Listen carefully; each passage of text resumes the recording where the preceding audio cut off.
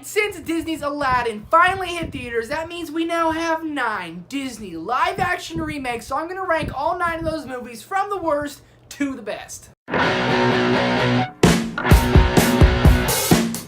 What's going on, guys? My name is Trevor, and Disney's new live-action remake Aladdin finally hit theaters, and I gotta say, I loved it! You can find the review right up above my head, and the key term here today is remake. So on my list, I will not be including 102 Dalmatians or Alice Through the Looking Glass. I'm just going to be ranking the reimagined classic tale. But before I give you guys my list, make sure to hop down in the comment section. Let me know how these movies rank for you guys. Did you love some? Did you hate some? How do they rank? You can include the sequels if you guys want. With all that said, let's begin. Coming in last place is 2019's Dumbo, and thinking about it, this movie really did nothing for me. The best part of the movie is Dumbo, the character himself. That's only in the movie for probably 25 minutes. The rest, hour and 45, is about the human characters that are A, acting terribly, B, have god-awful accents, and C, are just boring storylines. The entire movie was a snooze fest. None of it was really great, except for when Dumbo was flying around flopping his ears. You're like, wow,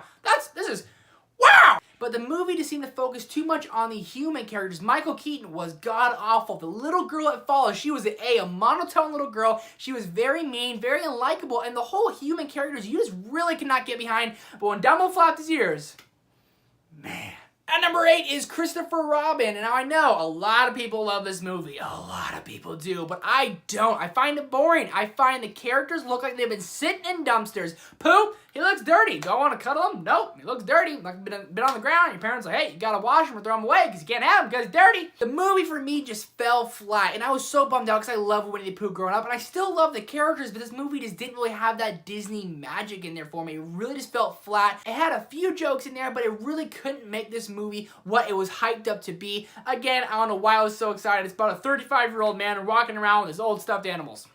At number 7 is Maleficent, and this is a movie I actually don't hate, and a new trailer for Maleficent 2 actually recently dropped, and that one looks really good. This movie just felt a little bit slow. We weren't really taking a risk as we all thought they were going to. It looked like in the trailers we're going to have a lot of action, a lot more darker, crazier story, and we didn't really get that. I actually kind of enjoy this movie. I think Angelina Jolie is great as Maleficent, but the whole storyline itself, again, seems kind of boring, seems a little bit slow. Like, they were too afraid to risk it to get the biscuit, but this new Maleficent movie looks like it's going to redeem this one, and when that one comes out, this movie might be ranking up higher on my list. Number 6 is 101 Dalmatians, and this has one of the most classic villains in Miss Cruella de Vil, and she's one of the best villains in any movie ever, not just in Disney history, but in film history in general. She's an evil, mean lady, and Glenn Close nails it on the head with this role. She really embodies it. I remember watching this movie as a little kid, so terrified. I'm like, she's gonna get the dogs! Ah! You have the blanket in front of your face, covering your eyes, because you're just so nervous what she's gonna do. A really, really refreshing movie.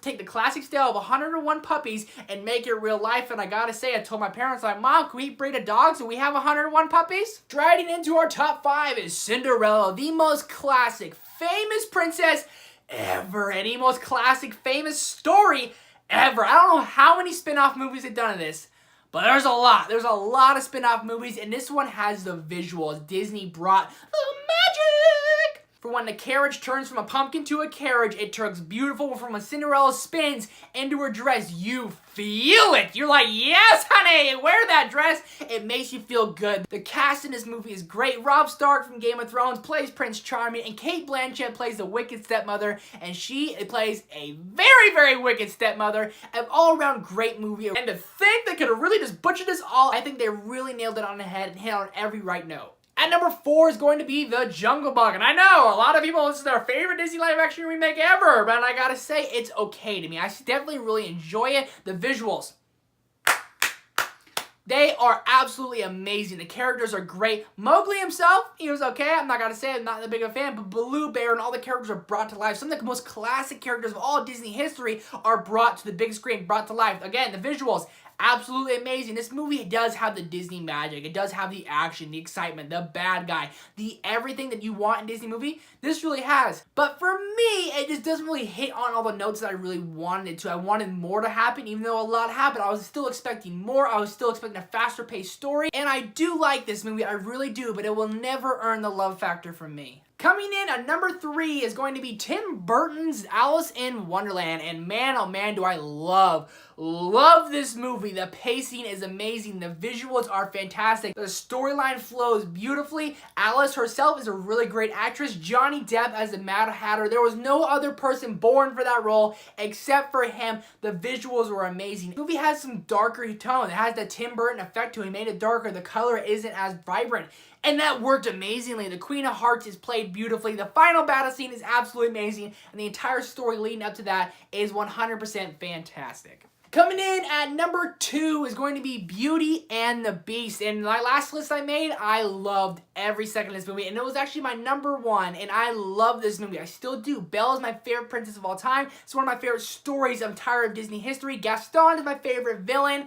But the one thing I've been thinking about this movie is they did play it a little bit safe. They followed it basically scene per scene, song per song, minus Evermore that they have the Beast sings at the end. But they played it almost beat for beat as the original movie. Literally kind of flows in the exact same way. From the little love story between the Beast and the Belle in the library and all these different things, everything seemed very, very similar. I'm not saying I don't love this movie because I really, really do. The more and more I think about it, it really failed to take a risk, and that's why I got bumped down to number 2. And there's only room for one number 1. It is Alice Through the Looking Glass. My God, what a sequel to the classic tale of Alice in Wonderland. The visuals again are...